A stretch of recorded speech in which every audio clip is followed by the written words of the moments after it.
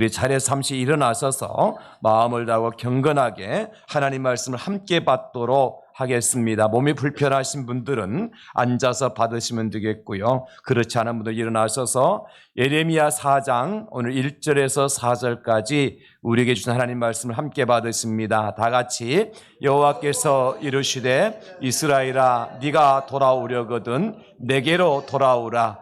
네가 만일 나의 목전에서 가증한 것을 버리고 네가 흔들리지 아니하며 진실과 정의와 공의로 여호와의 삶을 두고 맹세하면 나라들이 나로 말미암아 스스로 복을 빌며 나로 말미암아 자랑하리라.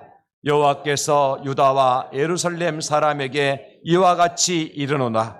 너의 묵은 땅을 갈고 가시던 뿔에 파종하지 말라.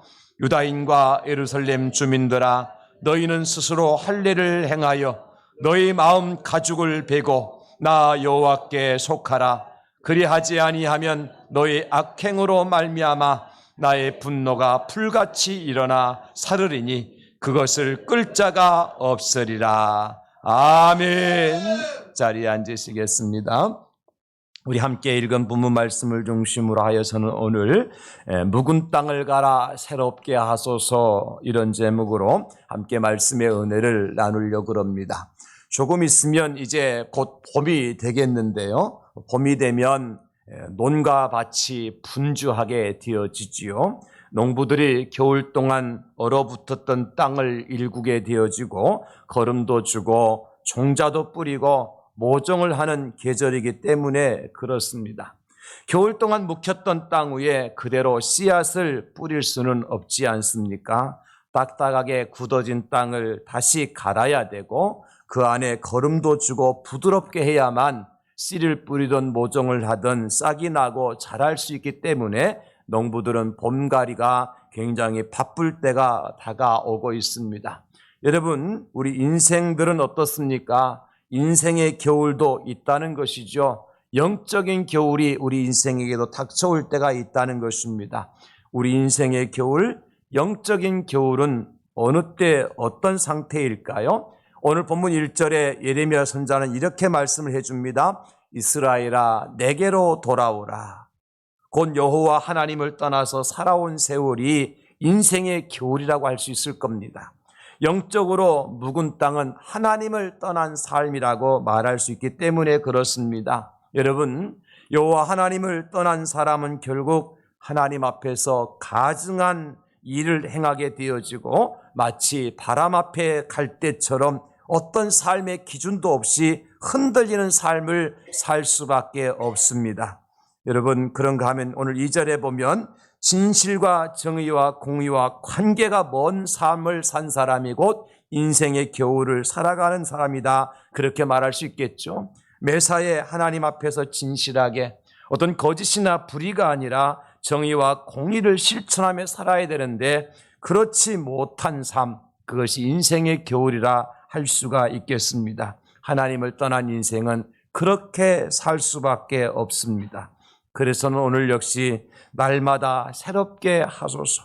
이렇게 우리가 날마다 새롭게 되어서 삶터 선교사로서의 사명을 잘 감당하기 위해서 어떻게 해야 하나 이런 질문을 하면서 묵은 땅을 갈아 새롭게 하소서 이런 제목으로 함께 말씀의 은혜를 나누려고 하는 것입니다.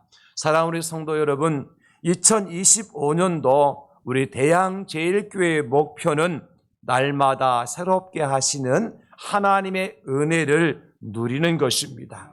여러분, 날마다 새롭게 하여 주시는 하나님의 은혜 속에 2025년 한 해를 복되게 보내시는 우리 성도들 다 되실 수 있기를 예수님의 이름으로 축복합니다. 오늘도 새롭게 하신 하나님의 은혜가 여러분들에게 임하게 될 줄로 믿습니다. 지난 주일 설교 말씀드린 것처럼 열리는 은혜가 있어야 되고 풀어지는 은혜가 있어야 돼요. 에바다의 축복을 받아야 돼요. 그래서 들리지 않던 주님의 음성이 우리의 귀에 들리게 되어지고 말하지 못했던 천국의 비밀들을 저와 여러분들이 말하는 역사가 매일같이 일어날 수 있기를 축복합니다. 그러기 위해서 어떻게 해야 되느냐? 뛰지 않던 내 영적인 심장이 뛰게 만들어야 돼요. 흐름이 막혔던 우리 영혼의 생명을 공급해 주던 은혜의 혈관이 풀어져야 됩니다. 뚫려야 돼요. 혈관이 뚫려야 혈혈이 피가 잘 흐를 수가 있는 것입니다. 심장이 뛰어야 온몸에 피가 공급될 수가 있는 것입니다. 영적으로 그런 놀라운 역사를 매일같이 체험하는 사람이 새롭게 하신 하나님의 복을 받아 누릴 수가 있다는 것입니다.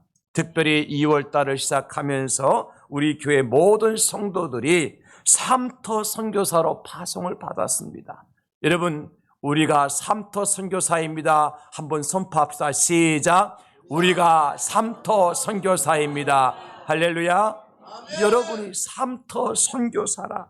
그러면 여러분이 자랑스러운 삼터 선교사로서의 삶을 어떻게 살아갈 수 있을까? 어떻게 신실하게 감당할 수 있을까? 날마다 고민하시며 살아가야 돼요. 그래서 지난주에 이어서 우리가 삼터 선교사라서 신실하게 맡은 사명을 감당하기 위해서는 묵은 땅을 갈아 엎어야 된다. 사랑하는 성도 여러분, 그러면 묵은 땅은 어떤 특징을 가지고 있다 그랬습니까? 앞서 말씀드린 것처럼 딱딱하게 굳어진 땅이 묵은 땅이에요. 오늘 본문에 등장하는 것처럼 곡식들이 잘 자라야 될 땅이 곡식이 아니라 가시덤불로 무성한 땅이 곧 묵은 땅입니다. 땅을 가꾸지 않으면 금세 잡초와 가시덤불로 덮이는 것이 땅의 원리예요. 우리 교회에서 김해로 가기 위해서는 유림아파트 언덕을 넘어서 구포교회를 지나서 이제 구포대교 브릿지를 건너가야 되잖아, 그죠? 근데 구포대교를 넘어가기 바로 직전에 오른편에 보게 되어지면 주택 재개발을 하기 위해서 몇 년 전에 살던 사람들이 다 이사를 가게 되어지고 펜스를 쳐놓고 지금 아직까지 공사를 하지 않는 상태에 있는 것을 보시게 될 겁니다. 여러분, 무엇이 있어요? 그 안에 각종 잡초와 가시덤불과 몇 채 남지 않은 폐허들만 남아있어요. 폐가들만 남아있어요.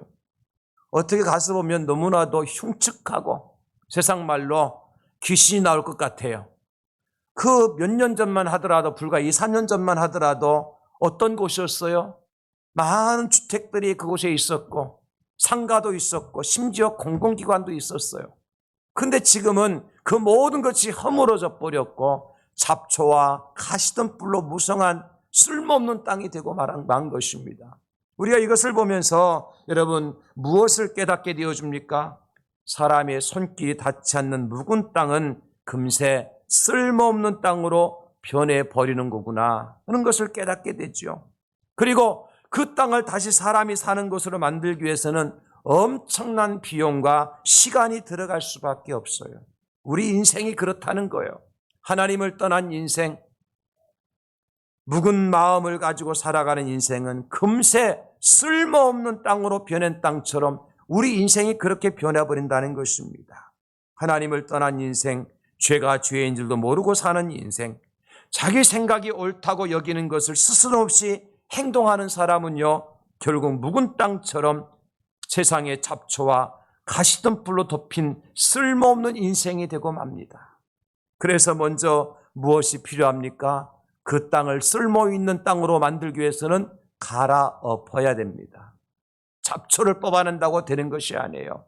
가시덤불을 쳐낸다고 되는 것이 아니에요. 갈아엎어야 됩니다. 그 땅을 갈아엎어야만 됩니다. 그렇다면 여러분, 묵은 땅을 갈아엎는다고 하는 것은 구체적으로 어떤 것을 말하느냐? 우리 마음의 묵은 땅을, 우리 영혼의 묵은 땅을 갈아엎어야 새 사람이 될 수 있고 새 그릇이 될 수 있고 새 부대가 될 수 있는데, 우리 영혼의 그 마른 땅을, 묵은 땅을 갈아엎는다는 것은 무엇을 의미하느냐? 두 가지인데, 첫째는요, 여호와께로 돌아와야 됩니다.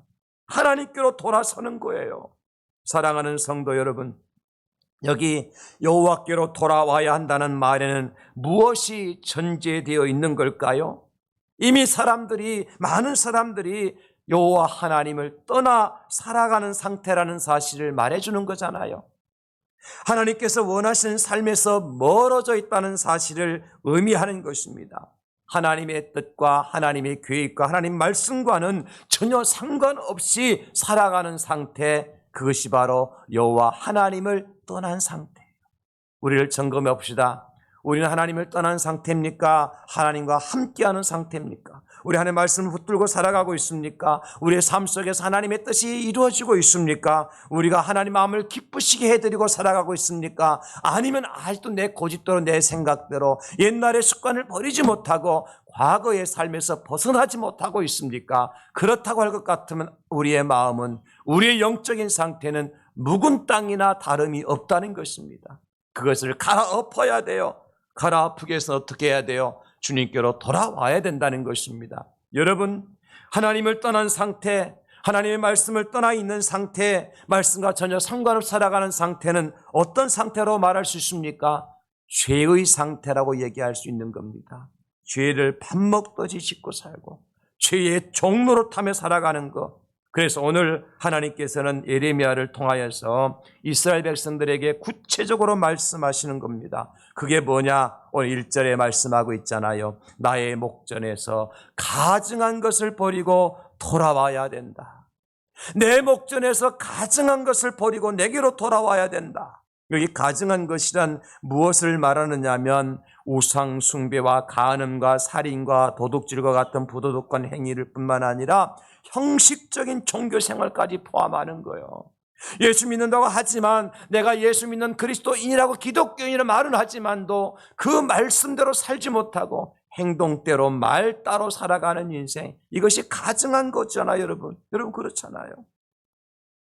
히브리어로 가증한 것이란 시쿠추라고 하는 것인데 무엇이냐면 하나님과의 관계를 깨트리고 신성한 것을 더럽히는 모든 것을 포괄하는 단어가 시쿠추라고 하는 가증한 거예요. 하나님과의 관계를 깨트리는 것. 하나님 제일 미워하시는 것이 뭡니까? 죄입니다. 죄. 하나님 가장 멀리하기를 원하시는 것이 무엇입니까? 죄입니다. 가증한 것입니다. 속과 겉이 다른 것입니다. 여러분, 말과 행동이 다른 거 하나님께서 기뻐하지 않으십니다. 예수 믿는 사람들은 말과 행동이 일치가 돼야 돼요. 속과 겉이 하나가 돼야 돼요. 그래야 가증한 것이 아닙니다. 여러분, 성경의 신명기 32장 16절에 보면 그들이 다른 신으로 그의 질투를 일으키며 가증한 것으로 그의 진노를 격발하였도다, 그렇게 말씀하세요. 이스라엘 백성들이 다른 신으로 하나님의 질투를 일으켰다. 그들이 예배생활을 안 하는 게 아니에요. 종교생활을 안 하는 게 아니에요. 그러므로 이제 신상을 만들어 놓고 그것이 여호와 하나님이라고 섬기면서 거기에 제사를 드려요. 예배 행위를 해요. 그런데 진정한 하나님이 아니라 금신상을, 우상을 만들어 놓고 그것이 하나님이라고 섬기는 것입니다. 오늘날 많은 그리스도인들이 나는 예수쟁이다 얘기하지만, 나는 그리스도인이라 말하지만 진짜 우리가 하나님을 섬기는 참 그리스도인인가? 아니면 하나님이 아닌 다른 것을 그곳에 갖다 놓고 종교 생활을 하는 기독교인인가를 우리가 자신들을 돌아봐야 된다는 거죠. 종교 생활한다고 다 그리스도인이 아닙니다. 진짜 하나님을 믿어야 되고 하나님 믿는 믿음의 열매가 우리 가운데 나타날 때 그 사람이 진짜 크리스찬인 것입니다. 저는 우리 대한절개 모든 성도님들이 이스라엘 백성들 좀 다른 신을 갖다 놓고 이것이 여호와라고 그 제사 지내고 예배하고 종교 생활하는 그런 가증한 일이 아니라 여호와 하나님을 섬기고 하나님 옆에 예배하고 하나님의 뜻을 이루어드리고 하나님께 주신 열매를 맺고 진정한 그리스도인으로 거듭나는 우리 성도님들 다 될 수 있기를 예수님의 이름으로 축원합니다. 에스겔 36장 31절 보십시오. 그때 너희가 너희 악한 길과 너희 좋지 못한 행위를 기억하고 너희 모든 죄악과 가증한 일로 말미암아 스스로 밉게 보이리라. 여러분, 에스겔 6장 9절에도 말씀하십니다. 너희 중에 살아남은 자가 사로잡혀 이방인들 중에 있어서 나를 기억하되 그들이 음란한 마음으로 나를 떠나고 음란한 눈으로 우상을 섬겨 나를 근심하게 한 것을 기억하고 스스로 한탄하리니 이는 그 모든 가증한 일로 악을 행하였습니다. 하나님 마음을 근심하게 만드는 것들이 다 가증한 거예요. 우리를 부르신 하나님, 우리를 구원하신 하나님의 마음을 기쁘게 해드려야 되는데 하나 우리를 볼 때마다 늘 근심 걱정에 눈에서 눈물이 떠날 날이 없게 만든 사람은 다 가증한 일로 악을 행한 자라, 그렇게 말씀하고 있는 것입니다. 여러분, 이렇게 살아온 이스라엘 향해서 오늘 새롭게 되기 위해서 가장 먼저 해야 될 것이 바로 이 가증한 것을 버리고 여호와께로 돌아오라고 말씀하시는 것입니다. 저는 오늘 1절에 이스라엘아 네가 돌아오려거든 내게로 돌아오라, 이 말씀을 읽으면서 말씀을 준비하면서 눈시울을 붉히면서 울지 않을 수 없었습니다. 이스라엘아 네가 돌아오려거든 내게로 돌아오라. 여기 이스라엘은 바로 저를 향하신 하나님의 말씀이었습니다. 장 목사야 네가 돌아오려거든 내게로 돌아오라. 여러분, 왜냐하면 이 말씀 한 구절에 우리 하나님의 마음이 담겨져 있기 때문입니다. 하나님께서 가증한 일을 행하는 이스라엘을 버리시거나 외면하지 아니하시고 방치하거나 징계하지 않으시고 어떻게 하신다는 겁니까? 돌아오기를 기다리고 바라시는 주님의 간절한 마음이 제 안에 전달되었기 때문에 그렇습니다. 변질된 마음, 그런 마음을 가지고 살아왔지만 다시 돌아오기를 기다리시는 주의 마음을 내가 읽을 때 하나님 앞에 회개의 눈물을 흘릴 수밖에 없었습니다. 마치 만민이 기도하는 집인 예루살렘 성전을 강도의 소굴로 만들어버린 이스라엘 백성들을 보시면서 예수님 어떻게 하셨던가요? 눈물을 흘리셨다라고 성경은 기록해주고 있습니다. 그 성전을 헐고 내가 사흘 만에 짓겠다고 말씀하신 예수님, 주님의 그 각오에 얼마나 뼈아픈 마음이 숨겨져 있는지 아십니까 여러분? 이 성전을 헐라 내가 사흘 만에 다시 지으리라 말씀하신 그 예수님의 마음속에 당신의 몸으로 제물을 삼는다 할지라도 반드시 사랑하는 내 백성들을 구원하시겠다고 하는 예수님의 각오의 눈물이신 것입니다. 절대로 십자가에 달려 죽으시면 안 된다고 애원하는 제자들에게 예수님 뭐라 그러시죠? 그렇게 하면 너에게 약속한 구원이 어떻게 이루어질 수 있겠느냐고. 결국 가증한 일을 행한 대가로 지옥에 떨어질 인생들을 내가 그냥 지켜만 보고 있을 수는 없지 않느냐고. 그렇게 되는 것이 내 아버지 하나님의 뜻이 아니라고 말씀하시면서 십자가를 지고 묵묵히 걸어가신 우리 예수님의 사랑이 오늘 본문 1절에 그대로 드러나 있는 것입니다. 이스라엘아 네가 돌아오려거든 내게로 돌아오라. 나의 목전에서 가증한 것을 버리고 내게로 돌아오라. 오늘도 주님 저와 여러분들에게 말씀하십니다. 너희가 돌아오려거든 내게로 돌아오라. 너희가 돌아오려거든 내게로 돌아오라. 너희 목전에서 가증한 것을 다 버리고 내게로 돌아오라. 여러분, 이 하나님의 음성을 듣고 우리가 지금까지 살아왔던 모든 가증한 것들을 주의 목전에서 다 버리고 하나님께로 돌아오는 우리 성도님을 다 될 수 있기를 예수님의 이름으로 축복합니다. 돌아오면 하나님께서 어떻게 하실까요? 가증한 일을 버리고 돌아오면 하나님께서 어떻게 하실까요? 우리 신약 성경에서요, 가늠하다가 현장에 잡혀온 여인에게 하신 우리 예수님의 모습을 보면 알 수가 있습니다. 요한복음 8장 11절에 대답하되 주여 없나이다. 예수께서 이르시되 나도 너를 정죄하지 아니하노니 가서 다시는 죄를 범하지 말라 하시니라. 나도 너를 정죄하지 않는다. 네가 비록 가늠하다가 현장에 잡혀온 그런 여인이지만, 네가 돌로 쳐 죽임을 당할 마땅한 죄인 중에 괴수지만, 그러나 나는 너를 용서한다. 나도 너를 정죄하지 아니한다. 내가 너의 모든 죄를 사하여 준다. 그렇게 말씀하시는 거예요. 이게 우리 주님의 사랑의 음성 아닙니까? 사랑하는 성도 여러분, 우리가 가증한 일을 버리고 주님께로 돌아올 수 있는 이유가 무엇입니까? 하나님의 약속이 있기 때문입니다. 어떤 약속이냐? 요한일서 1장 9절입니다. 만일 우리가 우리 죄를 자백하면 그는 미쁘시고 의로우사 우리 죄를 사하시며 우리를 모든 불의에서 깨끗하게 하실 것이요. 우리 죄를 사하시며 우리를 모든 불의에서 깨끗하게 하실 것이요. 하나님의 약속인 줄 믿으시기 바랍니다. 우리의 죄가 추홍같이 붉을지라도 양털같이 희게 해주실 것입니다. 진홍같이 붉을지라도 흰눈같이 희도록 주님께서 깨끗하게 씻어주시고 용서해 주실 줄로 믿습니다. 그런 여러분, 주님께로 돌아오면 되는 것입니다. 주님께로 돌아오면 돼요. 에스겔 11장 18절로 20절에 이렇게 말씀하십니다. 그들이 그리로 가서 그 가운데에 모든 미운 물건과 모든 가증한 것을 제거하여 버릴지라. 내가 그들에게 한 마음을 주고 그 속에 새 영을 주며 그 몸에서 돌 같은 마음을 제거하고 살처럼 부드러운 마음을 주어서 내 율례를 따르며 내 규례를 지켜 행하게 하리니 그들은 내 백성이 되고 나는 그들의 하나님이 되리라. 우리가 하나님의 백성이 될 만한 자격이 있습니까? 그러나 하나님이 그리로 돌아가서 여호와께로 돌아와서 예루살렘으로 돌아가서 그 가운데 있는 모든 미운 것과 가증한 것을 제거하여 버리면 하나님께 우리에게 한 마음을 주시되 새 영을 주셔서 돌 같은 마음을 제거해 주시고 살처럼 부드러운 마음을 주셔서 하나님이 우리의 하나님이 되고 우리를 하나님 백성 삼아 주신다고 약속하셨어요. 이게 하나님의 사랑입니다. 하나님의 은혜입니다. 사랑하는 성도 여러분, 세상에 그 누구가 가증한 일을 행한 백성들을 자기 백성 삼아줄 만한 사람이 누가 있습니까? 그래서 우리는 이 가증한 것을 버리고 하나님께로 돌아가는 인생의 방향 전환이 필요한 것입니다.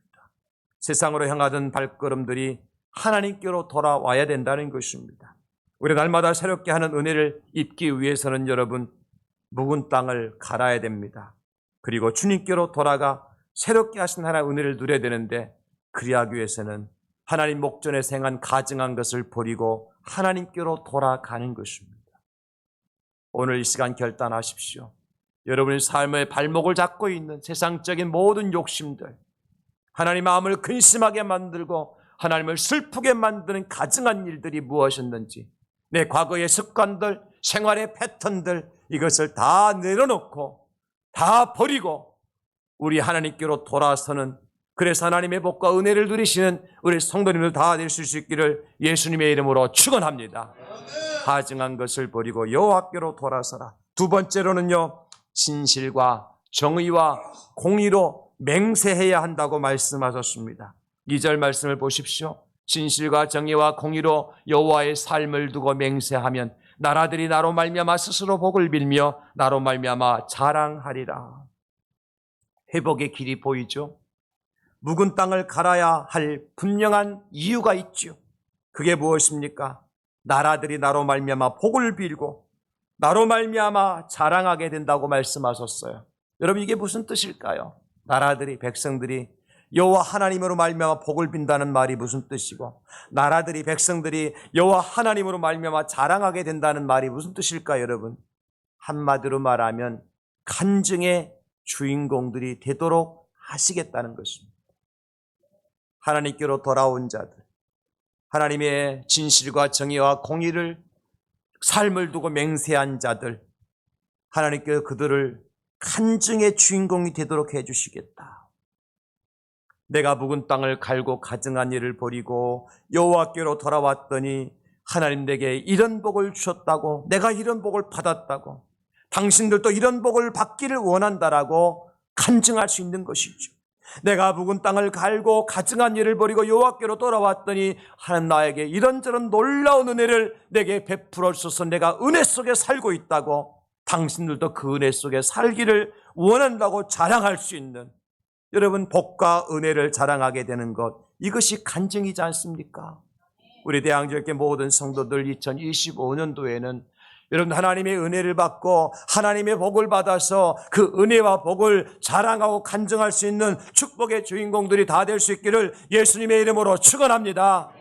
한 사람도 빠짐없이 하나님 내게 이런 복을 주셨다고, 하나님 내게 이런 은혜를 베풀어 주셨다고 여러분의 입술로 자랑하십시오. 여러분의 입술로 간증하십시오. 하나님 그것을 원하시고 오늘 여러분들을 불러주신 줄로 믿습니다. 특별히 이런 복과 간증의 주인공이 되기 위해서 무엇이 필요한가 하니까 진실과 정의와 공의로 맹세하라고 말씀하십니다. 여기 맹세하다의 히브리어는 사바라고 하는 것인데, 이 사바는 무슨 뜻이냐면 간청하다, 저주하다의 의미를 가진 동사입니다. 그러므로 이 사바라고 하는 진정한 의미를 넣어서 한 번 더 이렇게 말씀을 이렇게 해석한다면 여호와의 목전에서 행하였던 가증한 일들을 저주하고 또 진실과 정의와 공의롭게 살 것을 하나님께 간청드려라.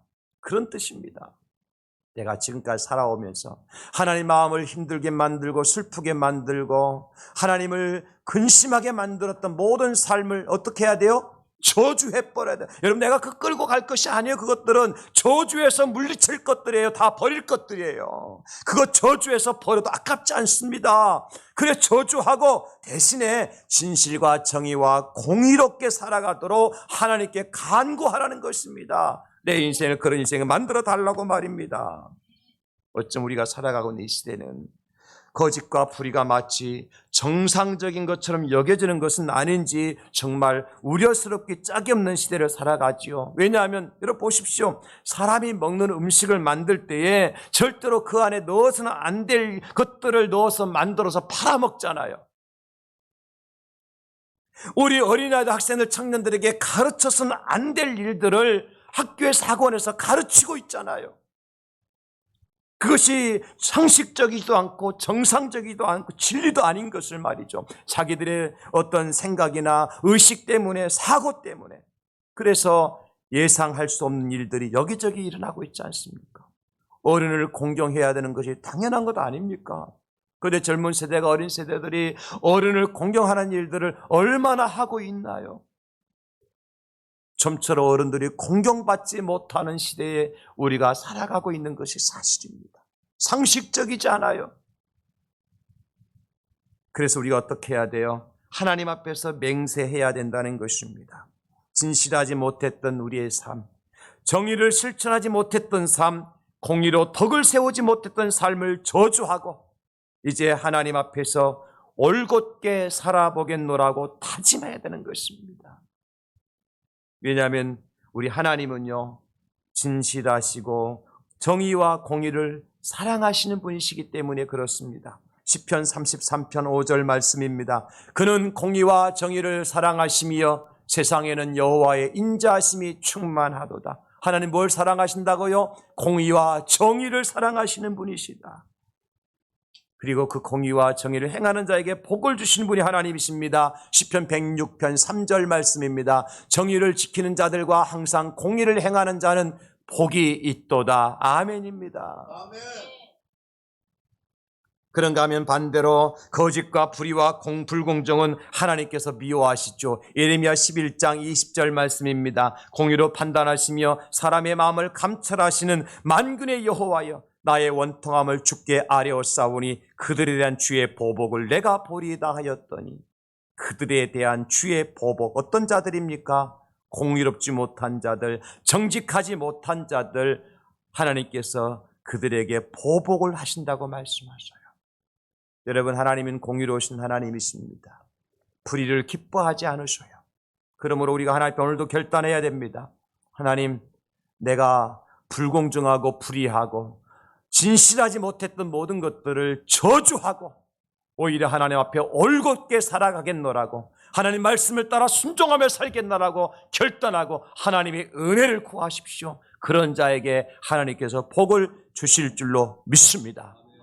솔로몬 왕이 된 다음에 하나님 앞에 구한 것이 무엇입니까, 여러분? 시편 72편 1절입니다. 하나님이여, 주의 판단력을 왕에게 주시고 주의 공의를 왕의 아들에게 주소서. 무슨 얘기예요? 하나님께서 이 백성들을 내가 공의롭게 판단할 수 있도록, 이 백성들을 하나님의 정의로 이제 통치할 수 있도록 내게도 하나님의 공의를 허락하여 주시옵소서. 불의한 마음이 내 생각에 들지 않도록, 뇌물을 받고 굳게 판단하지 않도록, 약한 자, 가난한 자, 소외 나그네 된 자들 멸시하거나 무시하지 않도록 하나님의 마음을 갖고 공의로 정의로 이 세상을 판결하고 이 백성들을 다스릴 수 있도록 해달라고 솔로몬 왕이 기도하고 있는 것입니다. 예수님도 제자들에게 이렇게 가르쳐 주셨죠. 요한복음 7장 24절, 외모로 판단하지 말고 공의롭게 판단하라 하시니라. 우리 사람을 외모로 판단 참 많이 합니다. 저 사람 잘생겼기 때문에, 똑똑하게 보이기 때문에, 멀쩡하니까 좋게 보고, 그렇지 못한 사람들은 좀 안 좋게 보고 낮게 보고 깔보는, 그 마음속에 뭐가 들어있는지 우리가 알 수 없잖아요. 그렇잖아요, 여러분. 그러니까 우리는 사람을 외모로 보는 것이 아니라 공의롭게 판단하는 것은 무엇입니까? 그 중심을 보라는 것입니다. 그 마음에 진실함이 있는가? 그 마음에 공의와 정의가 불타고 있는가? 그것을 보고 얘기하라는 거죠. 사랑하는 성도 여러분, 지금 우리가 살아가는 시대가 무엇이 필요할 때일까요? 호세아 10장 12절에 이렇게 말씀을 해 주십니다. 너희가 자기를 위하여 공의를 심고 인내를 거두라. 너희 묵은 땅을 기경하라. 지금 이곳 여호와를 찾을 때니 마침내 여호와께서 오사 공의를 빛처럼 너희에게 내리시리라. 마침내 여호와께서 오셔서 공의를 빛처럼 우리에게 내리실 때가 되었습니다. 저는 믿습니다. 참 하나님께서는 이 때를 하나님의 공의로 통치하시고 다스려 주실 줄로 믿습니다. 그러면 우리가 어떤 사람이 되어야 될까요? 불의한 자, 진실하지 못한 자는 하나님의 심판을 면할 수 없어요. 우리가 공의로운 일을 행해야 되겠죠. 그래서 선지자 아모스는요, 이 시대를 살아가는 거룩한 전사들인 저와 여러분들에게 이렇게 말씀하십니다. 아모스 5장 24절 우리 한번 같이 읽어볼까요? 시작. 오직 정의를 물같이 공의를 마르지 않는 강같이 흐르게 할지어다. 아멘. 정의를 물같이 공의를 마르지 않는 강같이 흐르게 하라고 말씀하셨어요. 여러분, 우리 예수님께서 제자들에게 새술은 새 부대에 담으라고 말씀하셨죠. 우리가 살아가는 이 시대는 이제 복음 시대요, 성령 시대입니다. 그러므로 썩어져가는 구습을 쫓던 옛사람을 가지고는 새로운 시대의 역사의 주인공이 될 수 없어요. 그래서 우리에게 필요한 것이 바로 묵은 땅을 갈아엎는 것입니다. 어떻게 해요? 여호와의 목전에 행하던 가증한 것을 버리라 그랬습니다. 저주하라 그랬습니다. 그리고 진실과 정의와 공의로 여호와 앞에서 맹세하라, 간청하라, 하나님의 은혜를 구하라고 하셨습니다. 그리고 여호와께로 돌아오라고 말씀하시죠. 그러므로 여러분, 이제는 더 이상 묵은 땅 가시던 뿔 위에 씨를 뿌리는 어리석은 사람이 되지 말아야 됩니다. 뿌려봤자 가시의 기운에 씨는 자라지 못합니다. 열매를 거둘 수 없습니다. 그러므로 이제 우리 마음에 가죽을 벨 때가 되었습니다. 우리 마음을 덮고 있는 죄의 가죽을 베야지요. 우리 마음을 덮고 있는 불신의 가죽을 베내야지요. 우리 마음을 덮고 있는 불의한 생각들의 가죽들을 베어내야지요. 그래야 하나님께로 돌아갈 수 있습니다. 우리 언제까지 머뭇거릴 여유가 없습니다. 오늘 결단해야 돼요. 여러분, 눈을 감으십시오. 결단하십시다. 이렇게 결단했으면 좋겠어요. 주님, 이제 이후로 내가 세상 등지고 주님의 십자가만 바라보겠나이다. 주님, 지금까지 내가 세상에 썩어질 것을 찾아왔더라면 그 모든 것을 저주하고 하늘의 영원한 것을 구하기로 결단합니다. 주님, 내가 가증한 것이 아니라 우리 주 예수의 거룩한 옷을 입고 새롭게 하신 하나님의 은혜와 복을 누리며 살아가기를 원합니다. 그렇게 나로 하여금 하나님께로 돌아서서 하나님의 복과 은혜를 받는 하나님의 사람이 되게 해달라고 이 시간 여러분 각자가 결단하십시오. 마음에 결심하십시오. 하나님 도와주실 것입니다. 그 길로